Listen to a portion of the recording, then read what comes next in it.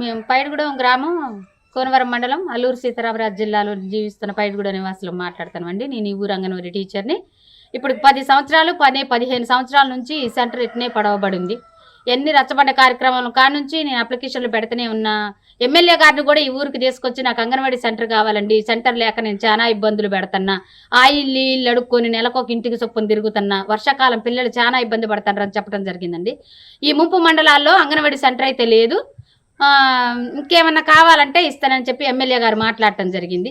అందరి దగ్గరికి వెళ్ళి అలసిపోయి 600 700 నాకు ఇంటికి రాయి ఇస్తున్నా కానీ, అది సంవత్సరానికి ఒకసారి బిల్లు పే చేస్తున్నా కానీ, నా జీతంలోంచి ఏ నెల 1000 రూపాయలు ఆ నెల ఒక గదికి రెంట్కి తీసుకొని పిల్లల్ని పెట్టుకొని నేను సెంటర్ నడపడం జరుగుతుందండి.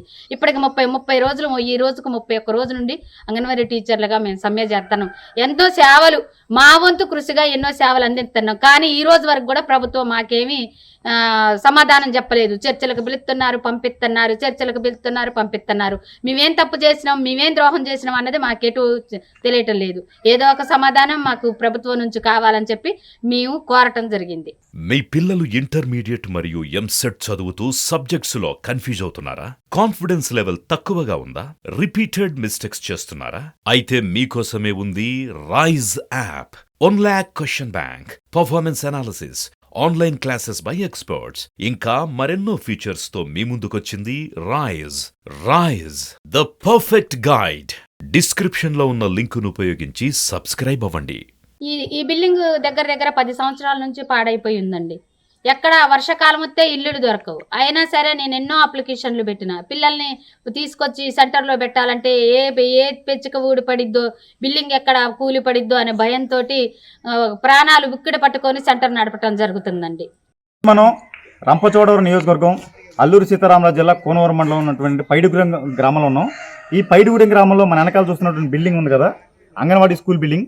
ఈ అంగన్వాడీ స్కూల్ బిల్డింగు దాదాపుగా 5-6 సంవత్సరాలు బట్టి కూడా ఇక్కడ ఉన్నటువంటి గ్రామస్తులందరూ కూడా స్థానిక ఎమ్మెల్యేకి, ఎమ్మెల్సీకి, మిగతా వాళ్ళందరికీ, పీఓ గారికి అంతా కూడా వినవించుకుంటున్నారు. ఈ స్కూల్ బిల్డింగ్ ఎప్పుడు కూలిపోతుందో తెలియదు. ఎంత శిథిలావస్థలు ఉందంటే కనీసం ఎప్పుడు పెచ్చుకులు కొడతాయో, కనీసం చేయి పెట్టి కుట్టినా కూడా గోడ కూలిపోయే పరిస్థితి ఉంది. ఇక్కడ ఈ గ్రామంలో ఉన్నటువంటి గిరిజనేతలందరూ కూడా రోజు పనికి వెళ్ళేవాళ్ళే.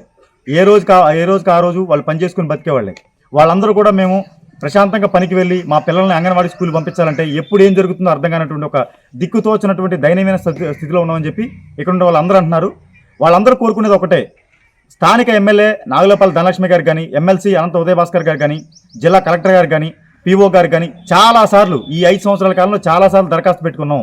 మాకు కనీసం ఏదో ఒకటి దీన్ని కాస్త మరమ్మతులు చేయండి, లేదంటే కొత్త బిల్డింగ్ నిర్మించండి చెప్పి ఎన్ని విన్నవించుకున్నా కూడా కనీసం ఎవరు పట్టించుకోలేదని చెప్పి ఇక్కడ ఉన్నటువంటి స్వయంగా అంగన్వాడీ టీచర్ గారు వీళ్ళందరూ గ్రామంలో ఉన్న వాళ్ళందరూ ఏం చేశారంటే, ఈ బిల్డింగ్ ఎప్పుడు కూలిపోతే అర్థం కాకుండా ఉంది కాబట్టి ఈ ఊర్లోనే ఒక ఇంటిని 6 నెలల పాటు అద్దెకి తీసుకోవడం, ఆ ఇంటికి సంబంధించినటువంటి ఖర్చులు కూడా ఈ గ్రామస్తులను అంగన్వాడీ టీచర్ గారు ఎవరైతే ఉన్నారో ఈవిడే భరిస్తున్నారు.